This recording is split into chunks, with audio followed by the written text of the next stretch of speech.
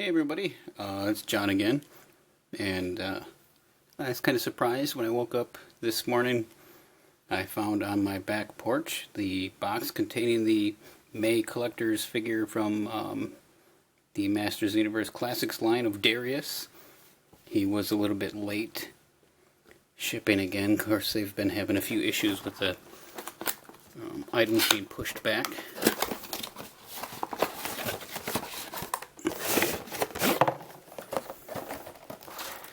Nothing again on the back of the box, no bio or anything, so it's kind of useless. But here he is in his package. Not a whole lot that I know about this figure other than he was originally a prototype. He was supposed to be the leader of the Galactic Council, but in the cartoon they gave that to a different character and he was kind of scrapped. There are some photos of him and of his production model that you can find online, but other than that, he's one of those figures that were never meant to be, and it's kind of cool that he is. So if you give me a moment, I'll get him out of the package and we'll take a closer look at him. Alright, so here we have Darius out of his packaging, and I have to say, for a character that I didn't even really necessarily want, he's pretty cool. He's very interesting and unique. First off, his head sculpt here is very well done. He definitely looks like a grizzled veteran.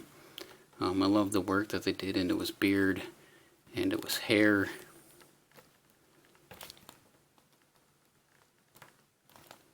The face is very well done.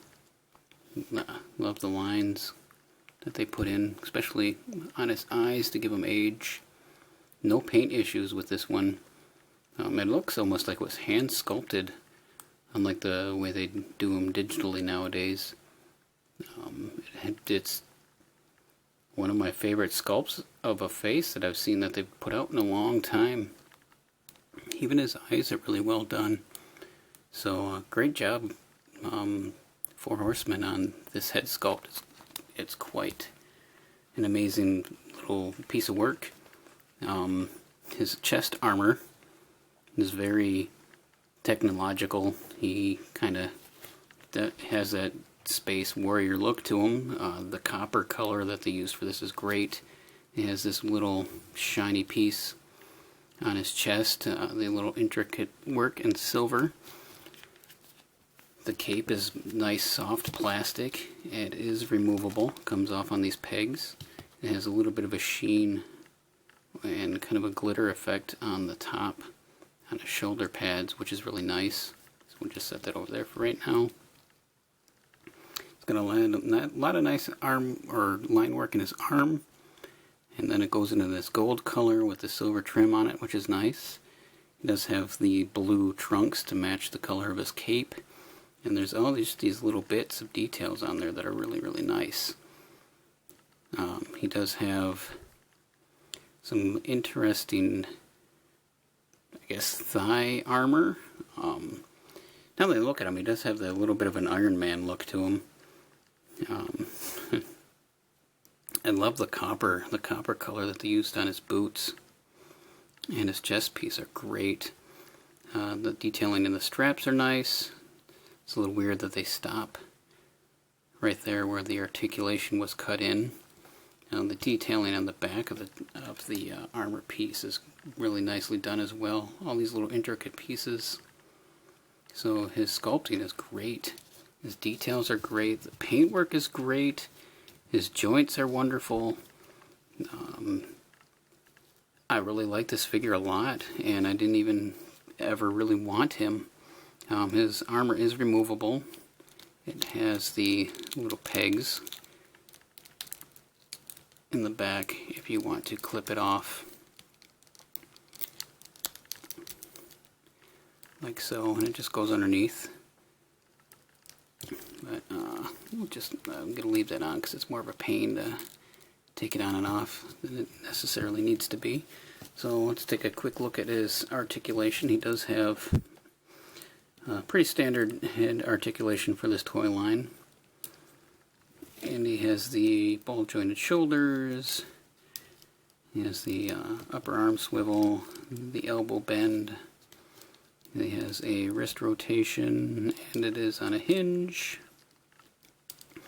He does have an ab crunch, which it's really tight on him, unlike unlike my Voltec character, or a figure that just kind of was all wobbly and loose. Does have a waist rotation. Does have ball jointed hips, and they also rotate at the upper thigh. Does have knee articulation. Of course, nothing on the boot because the way that it's cut, but that's okay. He does have those new ankles, which are hidden very well by the boots. So they do go side to side on a pretty strong rocker, and they go back and forward. So his articulation is great.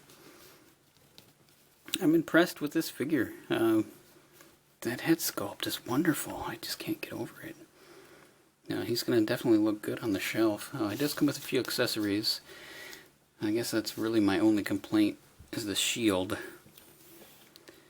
They probably ran out of budget on everything they put on him. It's just a solid sheet of plastic that has just this little triangle on it. It's not even the same color as the paint in his armor, so it looks kind of funny. I guess that's the... There's already paint chipping on it, and it just came out of the package. That's the only downside to this guy so far, is the it's his shield, but it does clip onto his wrist pretty easy. And he comes with a weapon. It's this kind of almost mace-like weapon, kind of like a flail, but it's kind of flimsy and floppy. It doesn't have any paint detail on it either. I don't know if it'll focus on it. Come on.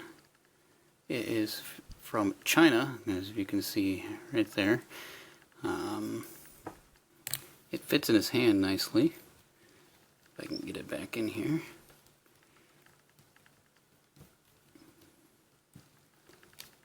Yep, and he does hold it just fine.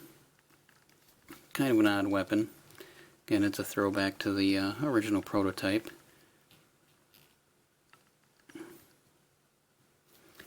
And then he does come with a helmet, which again is in that same paint as the copper of the rest of his suit, which is nice. And then it is molded so it just fits on his head. And it fits quite nicely, no problems there.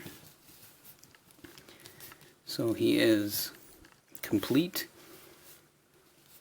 There's not really much else I can say about him. He doesn't have too much of a story or background, or other than that he was the prototype for this character, which it's wonderful that they still decided to make this. I'm glad that he made it into the line, because the work they put into him is fantastic.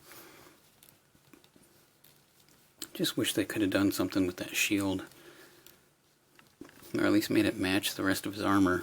Looks like it was just thrown in there at the last minute. Even the little cuts in the armor are great. Yeah, if you get a chance to get Darius, let's put his cape back on. They just go on these little pegs. I would pick him up. He's overall really nice design. I like how he has a little bit more of a grizzled face than Man-at-Arms. Yeah, they did a good job. So far, I guess out of the line of these figures, he's my favorite one that we've received this year. Voltec would have been, but all my joints on my guy are so loose I can't even get him to hardly stand up anymore. But he doesn't have any of those issues. He's got a great paint deco, great sculpting to him. So I would recommend him if you can get your hands on him. He'll fit in really well with the rest of the Galactic Protectors if you're collecting any of them. I wasn't a big fan of them when I was young, so I didn't have any of the originals. They just didn't really appeal to me. I got into the G.I. Joe line at that point in time. Again, if you've enjoyed this at all, please give me a like and subscription. And as always, thanks for checking this out. Alright, bye.